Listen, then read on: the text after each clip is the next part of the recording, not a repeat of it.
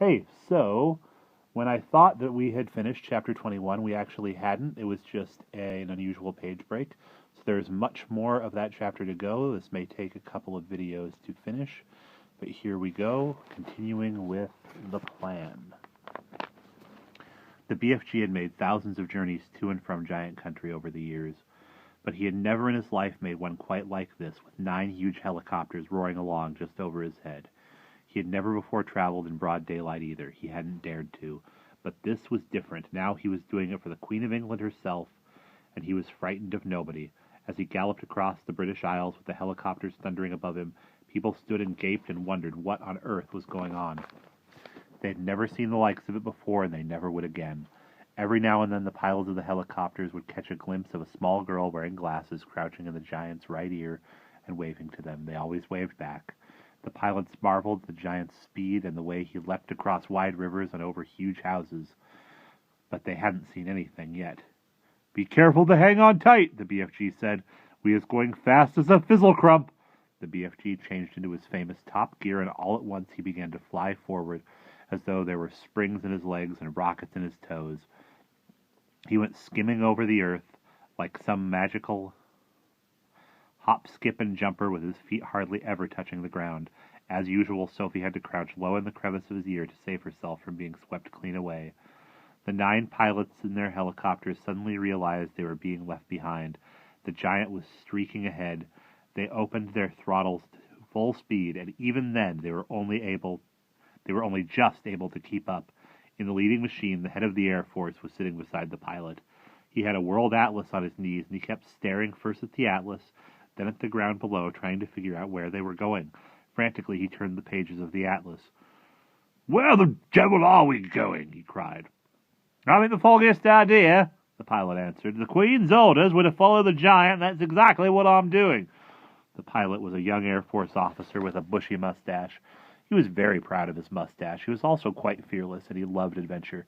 He thought this was a super adventure. "It's fun going to new places," he said. "New places?" shouted the head of the Air Force. What the blazes do you mean, new places?" "This place we're flying over now is not in the Atlas, is it?" the pilot said, grinning. "You're darn right it isn't in the Atlas," cried the head of the Air Force. "We've flown clear off the last page." "I expect that old giant knows where he's going," the young pilot said. "He's leading us to disaster," cried the head of the Air Force. He was shaking with fear. In the seat behind him sat the head of the army, who was even more terrified. "You don't mean to tell me we've gone right out of the Atlas?" he cried, leaning forward to look. "That's exactly what I am telling you," cried the Air Force man. "Look for yourself. Here's the very last map in the whole flaming Atlas. We went off that over an hour ago." He turned the page. As in all atlases, there were 2 completely blank pages at the very end. "So now we must be somewhere here," he said, putting a finger to one of the blank pages. "Where's here?" cried the head of the army. The young pilot was still grinning broadly. He said to them, "That's why they always put 2 blank pages at the back of the atlas. They're for the new countries. You're meant to fill them in yourself." The head of the Air Force glanced down at the ground below. "Just look at this godforsaken desert," he cried. "All the trees are dead and the rocks are blue." "The giant has stopped," the young pilot said. "He's waving us down." The pilots throttled back the engines, and all 9 helicopters landed safely on the great yellow wasteland. Then each of them lowered a ramp from its belly. 9 jeeps, one from each helicopter, were driven down the ramps. Each jeep contained 6 soldiers and a vast quantity of thick rope and heavy chains. "I don't see any giants," the head of the army said. "The giants is all just out of sight over there," the BFG told him. "But if you is taking those sloshbuckling noise-belly poppers any closer, all the giants is waking up at once, and then pop goes the weasel." "So you want us to proceed by jeep?" the head of the army said. "Yes," the BFG said, "but you must all be very, very hushy quiet. No roaring of motors, no shouting, no mucking about, no piggery-jokery." The BFG, with Sophie still in his ear, trotted forward, and the jeeps followed close behind. Suddenly, the most dreadful rumbling noise was heard by anyone. was heard by everyone. The head of the army went pea-green in the face. "Are those guns?" he cried.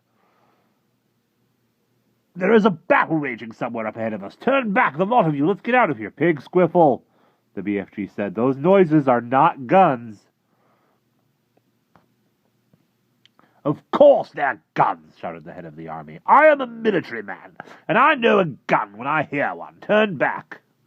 "Those are just giants snortling in their sleep," the BFG said. "I is a giant myself, and I know a giant snortle when I is hearing one." "Are you quite sure?" the army man said anxiously.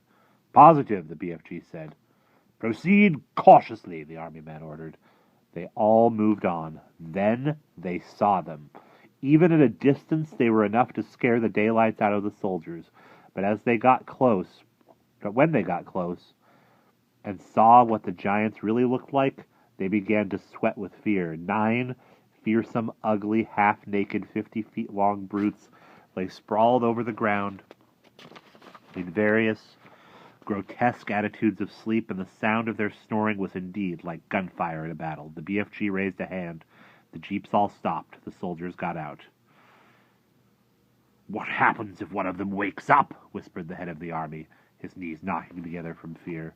"If any one of them is waking up, he will gobble you down before you can say knack jife," the BFG answered, grinning hugely. "Me is the only one who won't be gobbled up because giants is never eating giants. Me and Sophie is the only safe ones because I is hiding her if that happens." The head of the army took several paces to the rear, so did the head of the Air Force. They climbed rather quickly back into their jeep, ready to make a fast getaway if necessary. "Go forward, men," the head of the army said. "Go forward and do your duty bravely." The soldiers crept forward with their ropes and chains. All of them were trembling mightily. None dared speak a word. The BFG, with Sophie now sitting on the palm of his hand, stood nearby watching the operation. To give the soldiers their due, they were extremely courageous. There were 6 well-trained, efficient men working on each giant, and within 10 minutes, 8 out of the 9 giants had been trussed up like chickens and were still snoring contentedly. The 9th, who happened to be the flesh lump eater, was causing trouble for the soldiers because he was lying with his right arm tucked underneath his enormous body. It was impossible to tie his wrists and arms together without first getting that arm out from under him. Very, very cautiously, the 6 soldiers who were working on the flesh lump eater began to pull the huge arm, trying to release it. The flesh lump eater opened his tiny, piggy black eyes. "Which of you foul pesters is wiggling my arm?" he bellowed.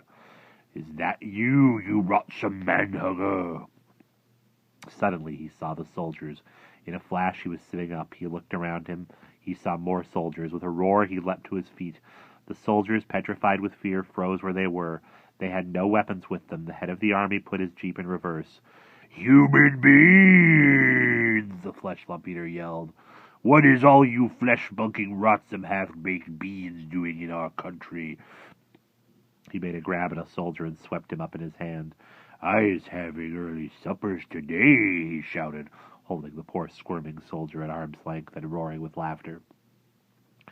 Sophie, standing on the palm of the BFG's hand, was watching horror-struck. "Do something," she said. "Quick, before he eats him." "Put that human being down," the BFG shouted. The flesh lump eater turned and stared at the BFG. "What is you doing here with all these grotty twiglets?" he bellowed. "You is making me very suspicious." The BFG made a rush at the flesh lump eater, but the colossal 54-foot-high giant simply knocked him over with a flick of his free arm. At the same time, Sophie fell off the BFG's palm onto the ground. Her mind was racing. She must do something. She must. She remembered the sapphire brooch the queen had pinned to her chest. Quickly she undid it. "I is guzzling you nice and slow," the flesh lump eater was saying to a soldier in his hand. "Then I is guzzling 10 or 20 more of you midget little maggots down there. You is not getting away from me because I is galloping 50 times faster than you." Sophie ran up behind the flesh lump eater. She was holding the brooch between her fingers. When she was right up close to the great naked hairy legs, she rammed the 3-inch-long pin of the brooch as hard as she could into the flesh lump eater's right ankle. It went down into the flesh and stayed there. The giant gave a roar of pain and jumped high in the air. He dropped the soldier and made a grab for his ankle. The BFG, knowing what a coward the flesh lump eater was, saw his chance. "You was bitten by a snake!" he shouted. "I seed it biting you. It was a frightsome poisonous viper. It was a deadly, dangerous, vigsome viper." "Save our souls!" bellowed the flesh lump eater. "Sound the crumpets! I is bitten by a septitious venomsome vindiscrete viper." He flopped on the ground and sat there, howling his head off and clutching his ankle with both hands. His fingers felt the brooch. "The teeth of the deadly viper is still sticking into me," he yelled. "I is feeling the teeth sticking into my ankle." The BFG saw his second chance. "We must be getting those viper's teeth out at once," he cried. "Otherwise, you is deader than duck soup. I is helping you." The BFG knelt down beside the flesh lump eater. "You must grab your anklet very tight with both hands," he ordered. "That will stop the poisonous juices from the venomsome viper going up your leg and into your heart." The flesh lump eater grabbed his ankle with both hands. "Now close your eyes and griddle your teeth and look up to the heavens and say your prayers while I is taking out the teeth of the venomsome viper," the BFG said. The terrified flesh lump eater did exactly as he was told. The BFG signaled for some rope. A soldier rushed it over to him. With both the flesh lump eater's hands gripping at his ankle, it was a simple matter for the BFG to tie the ankles and hands together with a tight knot. And that is where we will stop. And I will finish the rest of the chapter later.